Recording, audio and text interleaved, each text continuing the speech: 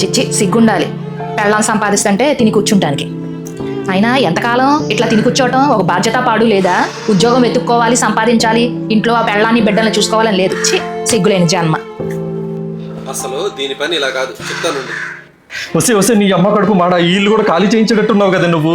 నేనేం చేశాను? ఏంటి ఆ వాగుడు ఏంటి నువ్వు అసలు?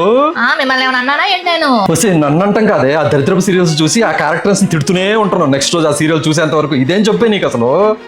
అలా చేయకపోతే నా కడుపు మన చల్లారట్లేదు. ఆ పక్కింటి సుబ్బారావు గారికి పాపం ఉద్యోగం పోయి 4 నెలలుగా భార్య సంపాదన మీద ఆధారపడి ఉన్నాడే. ఇప్పుడు మన మీద యుద్ధానికి వస్తాడే నీ మాటలు విన్నాడంటే.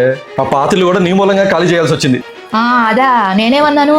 అప్పుడు నేను చూసిన సీరియల్లో హీరో పెళ్ళాము ఎవరితోనో లేచిపోయిద్ది. పక్కింటి ఆయనకే అనువదించుకొని వాళ్ళ ఆవిడ మీద అనుమానం పడి ఇద్దరు కొట్టుకు చచ్చారు. అది నాదే తప్పు. ఇంకోసారి ఆ సీరియల్ గురించి మాట్లాడినట్టున్నావో నీకు మామూలుగా ఉండదు చెప్తున్నాను. ఇప్పుడు మీరు అన్న డైలాగు పలానా సీరియల్లో పలానా హీరో అన్నాడండి. అప్పుడు ఆ పలానా హీరోయిన్ ఏం చేసిందో తెలుసా? మరే కూర్చొని చెప్తా. నువ్వు మారవే, నువ్వు మారవు.